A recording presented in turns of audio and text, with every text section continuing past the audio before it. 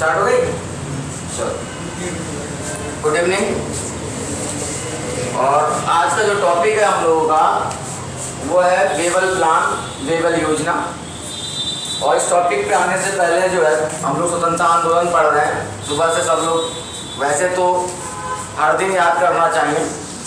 और आज 23 मार्च है, शहीद दिवस। भगत सिंह उनके साथियों को आज ही जो है लाहौर जेल में जो है फांसी की सजा दी गई थी। तो ऐसे क्रांतिकारी वीरों के लिए जिन्होंने अपने प्राणों की आहुति दे दी देश के लिए, तो केवल एक दिन याद कर लेने से, सत सत नमन लिख देने से काम नहीं चलेगा। बल्कि जिस उद्देश्य को ध्यान में रखकर उन्होंने जिस भारत को बनाना चाहा, मुझे नहीं लगता कि आज वो भारत बना है।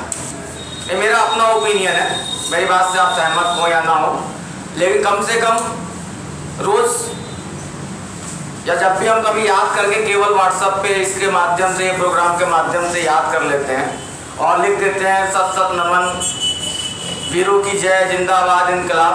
अच्छी बात है, लिखना चाहिए, लेकिन इनके लिए सच्ची श्रद्धांजलि ये होगी कि जिन भी लोगों ने, चाहे वो क्रांतिकारी वर्ग के लोग हों, चाहे और भी जो अहिंसा के माध्यम से, जिस भी माध्यम से भारत को आज़ाद कराना चाहते थे और उन लोगों ने अपने प्राणों की आहुति दी इस देश की आज़ादी में, तो जिस प्रकार का वो भारत बनाना चाहते थे, कम से कम आने वाली पीढ़ी को ईमानदारी के साथ उस प्रकार के भारत को बनाने में अपना योगदान जरूर देना चाहिए। अगर ऐसा हम में से प्रत्येक व्यक्ति और प्रत्येक युवा ऐसा करता है, तो उन वीरों के लिए, उन क्रांतिकारियों के लिए, उन राष्ट्रवादी नेताओं के लिए सबसे बड़ी श्रद्धांजलि होगी। तो इसी श्रद्धांजलि के साथ जो है आज का जो हम लोग का टॉपिक जो है इसको मैं स्टार्ट करूंगा, वेवेल योजना। और वेवेल योजना को पढ़ने से पहले जो है थोड़ा सा ये समझना होगा कि वेवेल है कौन। ये योजना कब आई है? 14 जून 1945। इस योजना को पढ़ने से पहले अगर देखा जाए तो अक्टूबर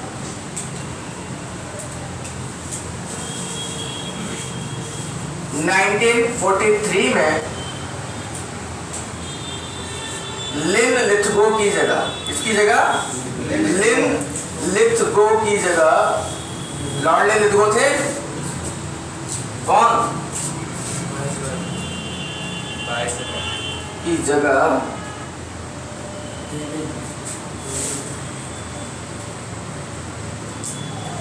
विस्काउंट, पूरा नाम लिख दे रहा हूं, वेवेल भारत में नए वायसराय बनता है। ठीक है, यानी अब जो है वायसराय कौन आ चुका था? विस्काउंट वेवेल। और जब वेवेल भारत आए तो इस समय क्या चल रहा है? अभी भी हम लोगों ने देखा था, इस प्लान को समझने से पहले फिर थोड़ा सा हमको बैक होना पड़ेगा। मैं चाहूंगा तो 4 लाइन में टॉपिक को क्लियर कर दूंगा, लेकिन यहाँ भी हम लोगों का कंसेप्ट क्लियर होना चाहिए। तो यहाँ पर अगर हम देखें तो 3 स्थितियां देखने को मिलेंगी। एक तरफ कौन है? अंग्रेज इस समय। एक तरफ कौन है? कांग्रेस। और एक तरफ कौन है? मुस्लिम लीग। आप कहोगे कि सर और भी राजनीतिक पार्टियां, उनका आप कभी उल्लेख नहीं करते हो। तो इन दोनों की प्रतिद्वंद्विता के बीच, आपसी मतभेदों के बीच अन्य राजनीतिक पार्टियों का अस्तित्व क्या हो गया? उस समय के लिए ओझल हो गया, कम हो गया। ठीक है, यहाँ पर अंग्रेजों की स्थिति देखें तो सबसे बड़ी समस्या क्या है? अभी जो है तो 1939 में, सितंबर 1939 में सेकेंड वर्ल्ड वॉर चालू हुआ, वो क्या है? अभी चल रहा है। और इस सेकेंड वर्ल्ड वॉर में क्या है? इनकी स्थिति क्या है? दयनीय है। इनकी स्थिति क्या है? दयनीय। और लगातार ये प्रयास कर रहे हैं कि किसी न किसी तरीके से भारत जैसे उपनिवेश में किसी प्रकार का विप्लव, किसी प्रकार का विद्रोह ना हो। ठीक है, यहां पर हम देखें कांग्रेस इस समय क्या कर रही है। हम लोगों ने देखा था कल भी कि 1939 में कांग्रेस ने क्या किया? इस्तीफा दे दिया 8 प्रांतों से। क्लियर है? दिया कि नहीं दिया? उसका रीजन क्या था? मैंने बताया था कि सेकेंड वर्ल्ड वॉर में कांग्रेस कार्यकारिणी समिति से, यानी कि जहां जहां 8 प्रांतों में इनकी सरकार थी, उनसे बिना सहमति लिए जो है लॉर्ड लेचिनको ने क्या किया, भारत को अंग्रेजों की ओर से सेकेंड वर्ल्ड वॉर में शामिल कर दिया, है ना, शामिल कर दिया। और भारतीयों ने जब इसके प्रति क्या किया, आक्रोश दिखाया, तो उन्होंने भारतीयों का सहयोग प्राप्त करने के लिए लॉर्ड लेचिनको ने अगस्त में क्या प्रस्तुत किया, अगस्त प्रस्ताव। क्या प्रस्तुत किया? अगस्त प्रस्ताव। उस अगस्त प्रस्ताव को भी कांग्रेस ने क्या कहा कि भैया आप हमें सत्ता सौंप दो। यानी यहाँ कांग्रेस किसकी लड़ाई लड़ रही है? आजादी की। किसकी लड़ाई लड़ रही है? आजादी की लड़ रही है ना। कांग्रेस ने क्या कहा कि आप हमें सत्ता सौंप दो और हम सेकेंड वर्ल्ड वॉर में आपको क्या करेंगे, सहयोग करेंगे। और इस बात को लेकर जो है अगस्त प्रस्ताव को कांग्रेस ने क्या कर दिया, ठुकरा दिया। यहाँ तक चर्चा हो गई थी। फिर कांग्रेस ने गांधी जी की प्रेरणा से क्या चलाया, व्यक्तिगत सत्याग्रह, जिसका उद्देश्य ये था कि हम सेकेंड वर्ल्ड वॉर में शामिल नहीं हैं, ना ही हम अगस्त प्रस्ताव का क्या करते हैं, समर्थन करते हैं। इसके बाद से ब्रिटिश सरकार क्या करती है, मार्च 1942 में क्रिप्स मिशन भेजती है। उसका भी उद्देश्य क्या है, यही है। यहाँ भी कांग्रेस क्या कह रही है कि हमने तो 1929 में ही कांग्रेस के अधिवेशन में पूर्ण स्वराज का प्रस्ताव पारित कर दिया, अब तो हमें क्या चाहिए, स्वतंत्रता चाहिए। और क्रिप्स मिशन में क्या कहा गया था, डोमिनियन स्टेट की बात की गई थी।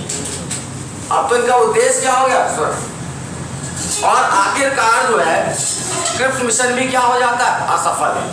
और तब गांधी कहते हैं कि अब समय आ गया है एक बहुत बड़े व्यापक जन आंदोलन को प्रारंभ करना।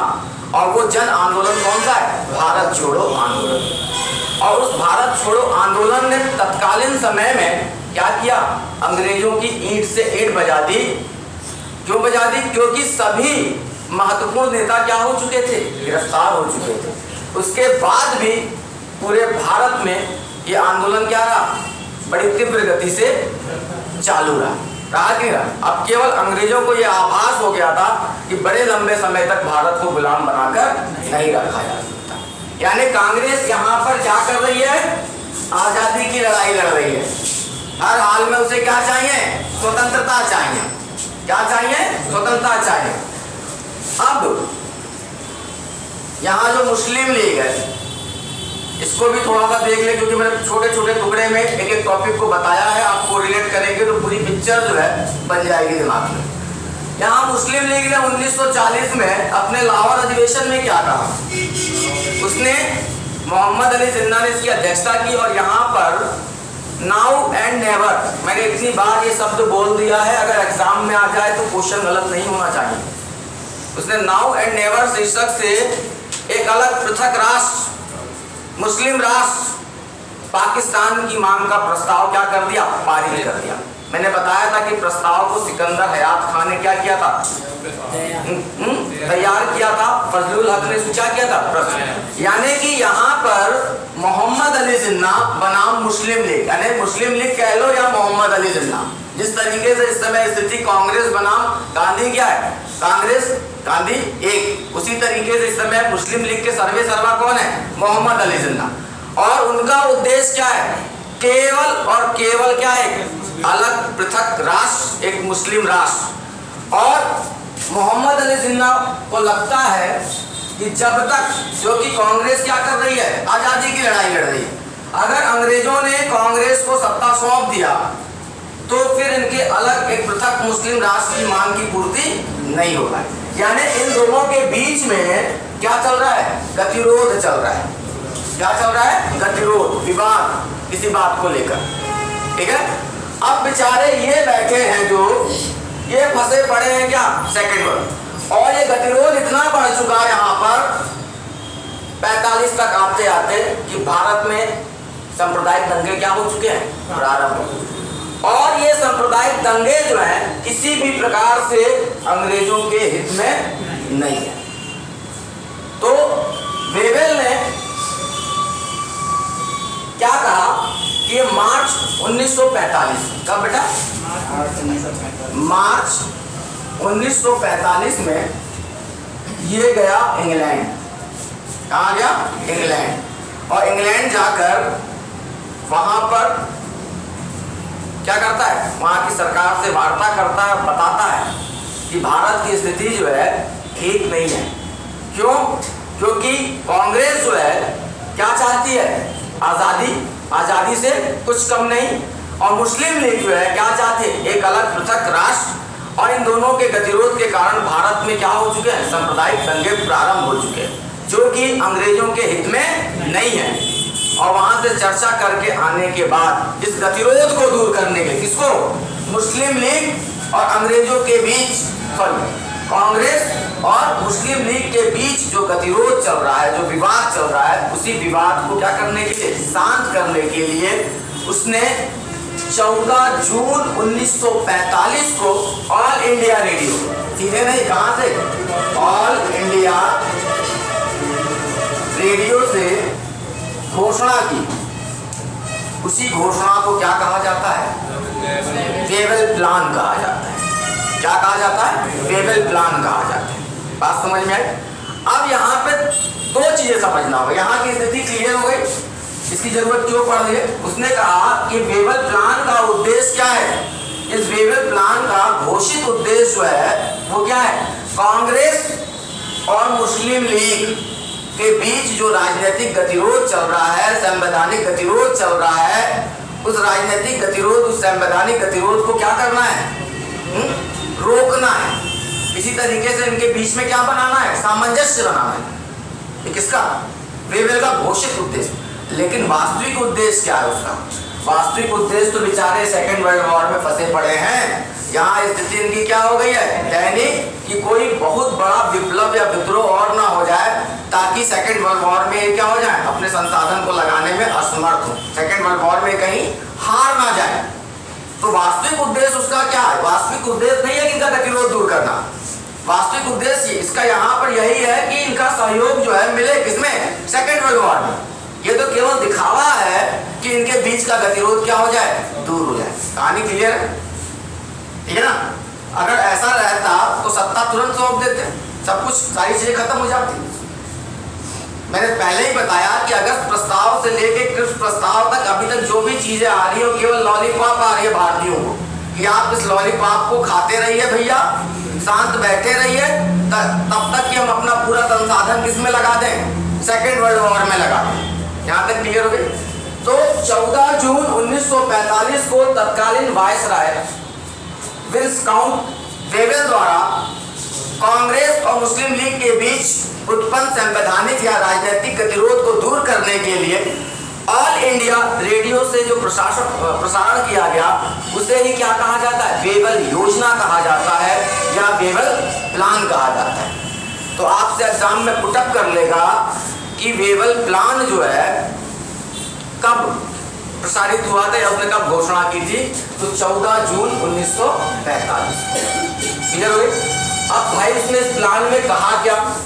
तो इस वेबल प्लान में इसने पहली बात ये कही, घोषणा में अपनी पहली बात ये कही कि जो गवर्नर जनरल की कार्यकारिणी परिषद है, उसमें सदस्यों की संख्या कितनी होगी? 14 होगी, जिनमें से केवल 2 सदस्य, यानी एक वायसराय और दूसरा जो है कमांडर इन चीफ, जो भारत की रक्षा का क्या करता है? पूरा देखता है, डिफेंस का काम। इन 2 पदों को छोड़कर बाकी सभी सदस्य कौन होंगे? भारतीय होंगे। पहली बात उसने अपनी घोषणा में ये कहा कि लिख लें, वायसराय की कार्यकारिणी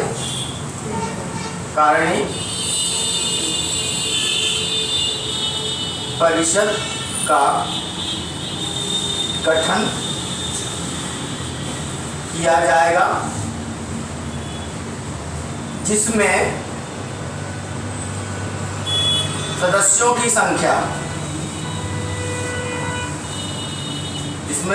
की संख्या कितनी होगी? 14 होगी और 2 पद का मतलब वायसराय और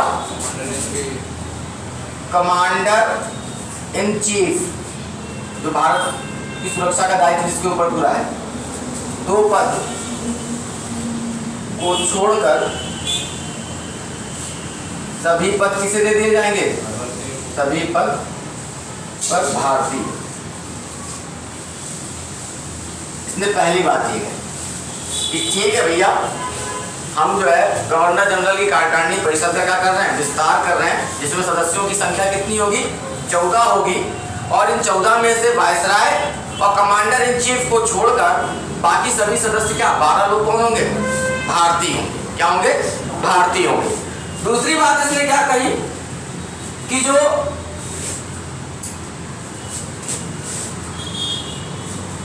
मुस्लिम यानी कार्यकारिणी परिषद में जो मुस्लिम सदस्यों की संख्या होगी, मुस्लिम सदस्यों की संख्या होगी, इसको ध्यान में रखना,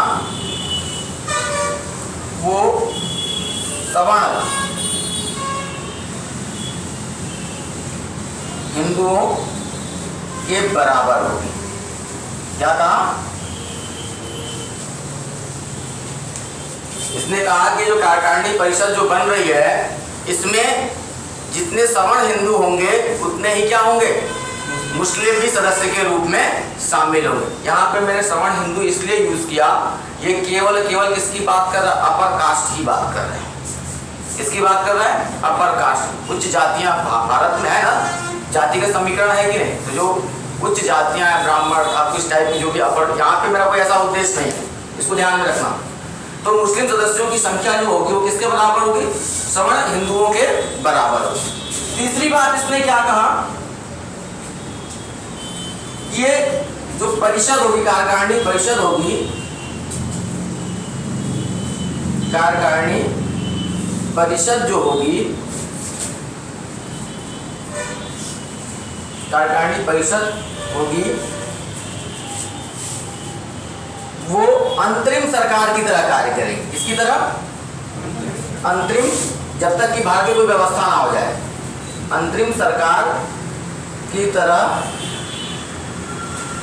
कार्य करेगी। और इस अंतरिम कार्यकारिणी परिषद में वायसराय जो है बेवजह का मतलब वीटो शक्ति किसमें है? वायसराय। तो बेवजह वो वीटो शक्ति का प्रयोग नहीं करे। यानी उसने ये कहा, वीटो शक्ति खत्म नहीं किया, उसने ये कहा कि ठीक है, कोई बहुत महत्वपूर्ण काम होगा या कुछ, पहले क्या था, गवर्नर जनरल वायसराय क्या करते थे, जहां उनको लगा कि इनका अहित होने वाला, उसने क्या किया? वीटो पावर यूज कर लिया। ठीक है, इसने यहाँ आश्वासन दिया कि जो ये कार्यकारिणी परिषद कार्य कर रही है अंतरिम सरकार के रूप में, ये जो भी निर्णय लेगी उसमें जो है हम बेवजह वीटो शक्ति का प्रयोग नहीं, क्योंकि वीटो शक्ति किसमें निहित है? अभी वायसराय में निहित है। किसमें? वायसराय।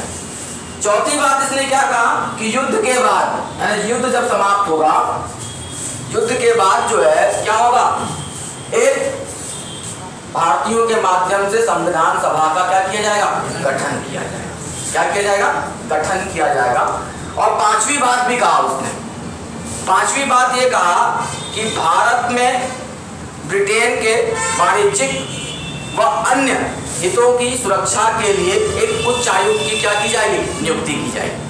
अब भैया इसने घोषणा तो कर दी, लेकिन इस घोषणा पे क्या होनी चाहिए? चर्चा होनी चाहिए। और चर्चा कौन करेंगे?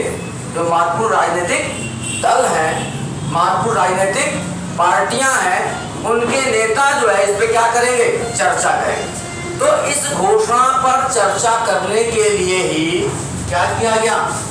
शिमला में सम्मेलन बुलाया गया। और ये सम्मेलन जो है 25 जून से लेकर 14 जुलाई 1945 तक चला।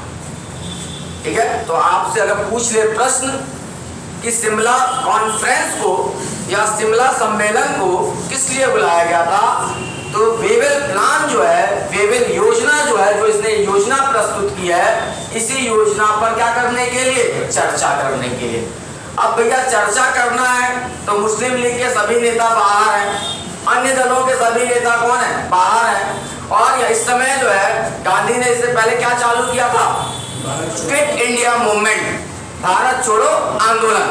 और उस भारत छोड़ो आंदोलन में सभी महत्वपूर्ण नेता कहाँ हैं? गिरफ्तार है, जेल में बंद है। तो सबसे पहला काम क्या करेगा वो? जेल से सभी महत्वपूर्ण नेताओं को रिहा करेगा, ताकि माहौल क्या हो? सौहार्दपूर्ण हो, शांत हो। तो पहला काम क्या हो? जेल से सभी नेताओं को भारत छोड़ो आंदोलन के दौरान जो गिरफ्तार थे उनको क्या कर दिया गया? रिहा कर दिया गया। और उसके बाद यहाँ मिटा देना। और उसके बाद जो है शिमला कॉन्फ्रेंस बुलाया गया। और ये शिमला कॉन्फ्रेंस जो है 25 जून 1945 से लेकर 14 जुलाई 1945 तक चला। इस सम्मेलन में कुल 21 राजनेताओं ने भाग लिया था। कितने बेटा? 21। आपसे पूछ लेगा कि शिमला सम्मेलन में कुल कितने नेताओं ने भाग लिया था, तो 21 राजनेताओं ने भाग लिया था। इस सम्मेलन में कांग्रेस की ओर से कांग्रेस का नेतृत्व जो किया था, क्योंकि इस समय कांग्रेस के अध्यक्ष कौन है? मौलाना अबू कलाम आजाद। 1940 से लेकर 1945 के बीच सेकेंड वर्ल्ड वॉर चल रहा था और इस बीच कांग्रेस का अधिवेशन कांग्रेस को क्या घोषित कर दिया गया? गैर कानूनी संस्था घोषित कर दी गई। ठीक है ना? तो कांग्रेस के प्रतिनिधि के रूप में, किसके प्रतिनिधि के रूप में? कांग्रेस के प्रतिनिधि के रूप में कौन है? मौलाना अबू कलाम आजाद। आपसे पूछ ले कि शिमला कॉन्फ्रेंस में कांग्रेस का प्रतिनिधित्व किसने किया था? मौलाना अबू कलाम आजाद। मुस्लिम लीग क्लियर है कौन होगा? मोहम्मद अली जिन्ना। इसके अतिरिक्त आपको 21 लोगों के नाम याद नहीं करने। इसके अतिरिक्त जो है सरदार वल्लभ भाई पटेल, पंडित जवाहरलाल नेहरू, ठीक है, तारा सिंह और भी बहुत से नेताओं ने इसमें क्या किया? प्रतिभाग किया। लेकिन गांधी शिमला में थे, लेकिन गांधी ने इस सम्मेलन में भाग नहीं लिया। इस फैक्ट को आप ध्यान में रखना। यहाँ से आपसे प्रश्न पूछेगा और जब प्रश्न पूछेगा तो ऑप्शन में यही रखेगा कि निम्नलिखित में से किस एक व्यक्ति ने शिमला कॉन्फ्रेंस में भाग नहीं लिया था। तो कितने लोगों ने भाग लिया उससे आपको दिमाग में ना रखकर किसने भाग नहीं लिया वो आपको दिमाग में रखना, क्योंकि उससे आप प्रश्न को क्या कर जाओगे? सॉल्व कर जाओगे। गांधी शिमला में थे लेकिन उन्होंने शिमला सम्मेलन में भाग नहीं लिया। अब जब चर्चा होने लगी शिमला सम्मेलन में, सभी लोग अपनी अपनी बात रखने लगे, तो मोहम्मद अली जिन्ना, एक तो दिमाग में उनकी पिक्चर बन चुकी है पृथक मुस्लिम राष्ट्र, इसके सिवा कुछ नहीं, ऊपर से पैसे से वकील, और वकील का दिमाग आप जानते हो कैसा होता है। वह वकील जो कहीं भी गड़ जाए, मेरी बात समझ में आ रही? वह वकील जो कहीं भी गड़ जाए वो है वकील। अभी ईटा पे मारोगे तो तुम्हारी कील नहीं गड़ेगी, लेकिन वकील जहाँ चाहे वहाँ सबको सही कर देगा अपने को तरह है। तो उन्होंने इस परिचर्चा पर जो शिमला कॉन्फ्रेंस हो रहा था, तो यहाँ पर दो बातें उठाई उन्होंने। पहली बात क्या उठाई? उन्होंने कहा कि भाई हमें आपत्ति है। बोले किस बात की आपत्ति है भैया? तो बोले ये जो स्वर्ण हिंदू शब्द है इस बात को लेकर है। इसका मतलब कि कार्यकारिणी परिषद में दलित लोग भी तो शामिल होंगे। दलित किसका अंग है? हिंदुओं का अंग है। यानी कि इस कार्यकारिणी परिषद में हिंदुओं का क्या हो जाएगा? बहुमत हो जाएगा। मेरी बात समझ में आई क्या कहना चाह रहा हूँ? वकील आदमी था, तेज आदमी था, बात को पकड़ लिया उसने कहा भैया ये तो आप जो कह रहे हो कि मुस्लिमों की संख्या जो होगी किसके बराबर होगी? स्वर्ण हिंदुओं के बराबर। बोलिए तो ठीक है, लेकिन इस कार्यकारिणी परिषद में दलित भी तो सदस्य के रूप में शामिल होंगे, और जब दलित शामिल होंगे तो दलित कोई और नहीं है, गांधी जी के अनुसार वो क्या है? हिंदुओं का अंग है। तो इनकी संख्या तो बढ़ गई ना, हम तो बहुमत में कम हो गए ना। और कार्यकारिणी परिषद कैसे काम करेगी? बहुमत से तो काम करेगी। तो पहली बात का ऑब्जेक्शन तो उसको इस बात को लेकर था, ठीक है। दूसरी बात, मोहम्मद अली जिन्ना ने क्या कहा कि भैया जो ये मुस्लिम सदस्यों की बात हो रही है, कार्यकारिणी परिषद में जितने भी मुस्लिम सदस्य जाएंगे उनकी भेजने का अधिकार केवल किसको होगा? मुस्लिम लीग को होगा। तो इसका जो है पंडित जवाहरलाल नेहरू, मौलाना अबुल कलाम आजाद जैसे लोगों ने वहां पे विरोध किया। बोले ना, केवल मुस्लिम लीग ही एक ऐसी राजनीतिक पार्टी नहीं है इस समय भारत में जो मुस्लिमों का क्या करती है, प्रतिनिधित्व करती है। क्या करती है? प्रतिनिधित्व। मौलाना अबुल कलाम आजाद जैसे जो है, आप अंदाजा लगा सकते हो उस समय क्या है, कांग्रेस के क्या है अध्यक्ष हैं, इतने बड़े नेता हैं। हो सकता है कार्यकारिणी परिषद में मुस्लिम सदस्य के रूप में किसे भेज दे, अगर कांग्रेस ने अपनी ओर से भेज दिया तो इनके भेजे हुए सदस्य भी अगर 2-4 जाएंगे तो जो मुस्लिम सदस्य हैं तो इनकी संख्या कम हो जाएगी, नहीं हो जाएगी। तो वो चाहते थे कि केवल मुस्लिमों को भेजने का जो कार्यकारिणी परिषद में अधिकार है वो किसके पास होना चाहिए, मुस्लिम। और इस धर्म और इस हट के कारण, किसकी हट का मतलब जिद, किसकी, मोहम्मद अली जिन्ना की जिद के कारण शिमला कॉन्फ्रेंस क्या हो गया, असफल। क्योंकि मोहम्मद अली जिन्ना को मालूम था कि हर हाल में मुझे किसी न किसी तरीके से अड़ंगा लगाना है ताकि एक पृथक राष्ट्र जो उन्होंने वो किया उससे कुछ कम ना, और ये शिमला कॉन्फ्रेंस क्या हो जाता है, असफल हो जाता है। क्या हो जाता है, असफल हो जाता है। ठीक है।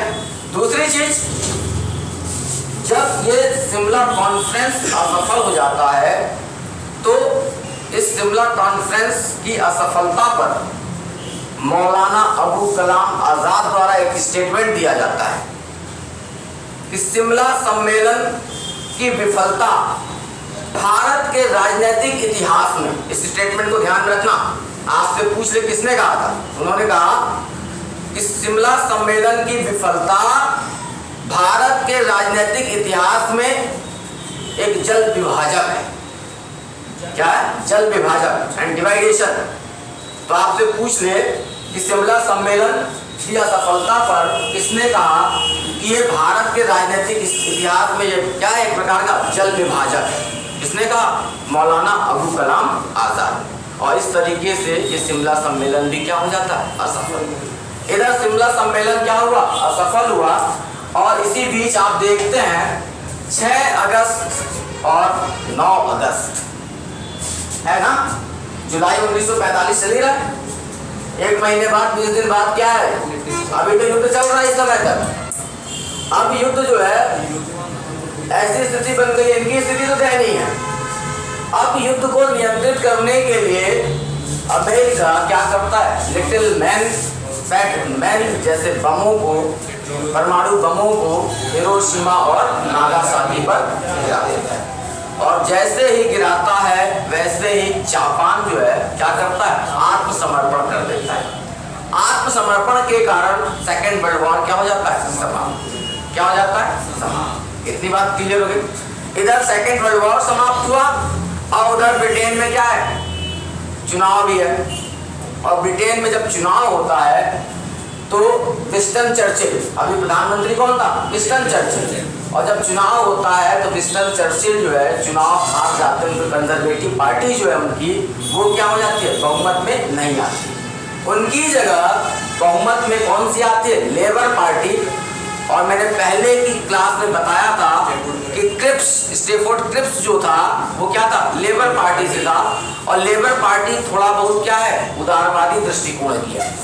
किस दृष्टिकोण किया है, उदारवादी। तो लेबर पार्टी सत्ता में आती है और क्लीमेंट एटली क्या बनते हैं, ब्रिटेन के प्रधानमंत्री बनते हैं। क्या बनते हैं, ब्रिटेन के प्रधानमंत्री। और जब ब्रिटेन के प्रधानमंत्री बनते हैं तो क्लीमेंट एटली को इस बात का अब आभास हो चुका रहता है कि अब ब्रिटेन जो है सुपर पावर नहीं है, अब सुपर पावर बन चुके हैं कौन, एक अमेरिका और एक इधर कौन, सोवियत संघ। अब रूस कहने का मतलब सोवियत संघ, उसको ये बात का आभास हो चुका है कि अब सुपर पावर कौन, क्योंकि सेकेंड वर्ल्ड वॉर में इतने संसाधनों की क्षति पहुंची किसे, ब्रिटेन की, उसकी ये स्थिति नहीं है। और इस स्थिति में भारत का माहौल क्या हो चुका है, खराब हो चुका है। सांप्रदायिक दंगे क्या हो चुके हैं, बहुत तीव्र गति से बढ़ चुके हैं हिंदू और मुस्लिमों के बीच। और ये सांप्रदायिक दंगों का उसे आभास था कि जो ब्रिटेन के हित में नहीं है, ये जो ब्रिटेन के लिए क्या कर देगा, खतरा उत्पन्न कर देगा। और इसी को ध्यान में रखते हुए क्लेमेंट एटली द्वारा 3 वहाँ के संसद सदस्यों, लॉर्ड पैंथिक लॉरेंस भारत सचिव उन्हीं के नेतृत्व में, दूसरा जो है व्यापार बोर्ड के अध्यक्ष स्टेफोर्ड क्रिप्स, ठीक है, और तीसरा जो है एवी अलेक्जेंडर के नेतृत्व में, एवी अलेक्जेंडर जो नौसेना अध्यक्ष के नेतृत्व में एक मिशन भेजता जिसको हम कहते हैं संसदीय मिशन, जिसको हम क्या कहते हैं कैबिनेट मिशन। और ये कैबिनेट मिशन को हम नेक्स्ट टॉपिक में देखेंगे। तो मेरा कहने का मतलब ये है, आपको ये ध्यान में रखना है, वेवेल योजना जो है कब है बेटा 14 जून 1945।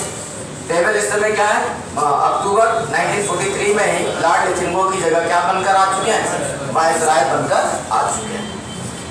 इसने जो योजना प्रस्तुत की, जिसने अपनी योजना में कहा कि भैया ठीक है, गवर्नर जनरल की कार्यकारिणी परिषद का क्या किया जाएगा, गठन किया जाएगा, जिसमें 14 सदस्य होंगे, जिसमें वायसराय और कौन कमांडर इन चीफ को छोड़कर सभी सदस्य क्या होंगे, भारतीय होंगे। दूसरी बात इसने ये कहा कि कार्यकारिणी परिषद में मुस्लिमों की संख्या जो है किसके बराबर होगी, समान हिंदुओं के बराबर होगी। तीसरी बात इसने ये क्या कहा कि कार्यकारिणी परिषद जो है एक अंतरिम सरकार की तरह कार्य करेगी और इसमें बेवजह जो है वायसराय अपने वीटो पावर का, निषेधाधिकार शक्ति का प्रयोग नहीं करेगा। चौथी बात उसने क्या कही, चौथी बात उसने कही कि युद्ध के बाद भारतीय अपने लिए एक संविधान सभा का क्या करेंगे, गठन करेंगे। और पांचवी बात उसने इसमें ये कही कि भारत में ब्रिटेन के वाणिज्यिक और क्या अन्य हितों के लिए क्या किया जाए, एक उच्चायुक्त की क्या की जाएगी, नियुक्ति की। और अपने प्लान पर चर्चा करने के लिए शिमला में एक सम्मेलन बुलाया गया और ये सम्मेलन जो है 25 जून 1945 से लेकर 14 जुलाई 1945 तक चला। और इस सम्मेलन में कुल 21 राजनेताओं ने भाग लिया, जिनमें से कांग्रेस का नेतृत्व किसने किया था, मौलाना अबू कलाम आजाद ने, तथा मुस्लिम लीग का नेतृत्व किसने किया था, मोहम्मद अली जिन्ना ने। गांधी शिमला में थे लेकिन सम्मेलन में भाग नहीं लिया। और ये सम्मेलन जो है मोहम्मद अली जिन्ना की एक अलग मुस्लिम पृथक राष्ट्र की मांग को लेकर क्या हो गया, विफल हो गया। वो जिद में अड़े रहे कि जो वायसराय ने कहा है उनमें से मुस्लिमों की नियुक्ति का अधिकार किसके पास होना चाहिए, केवल और केवल मुस्लिम। और दूसरी आपत्ति उनको किस बात पे थी, सवर्ण हिंदुओं, किस बात पर थी। और ये सम्मेलन क्या हो जाता है, असफल हो जाता है। और इस सम्मेलन की असफलता पर तत्कालीन समय में मौलाना अबू कलाम आजाद कहते हैं कि ये भारत के राजनीतिक इतिहास में क्या है, एक जल विभाजक है। कोई कंफ्यूजन किसी को? तो नेक्स्ट टॉपिक पे हम लोग मिलते हैं कल।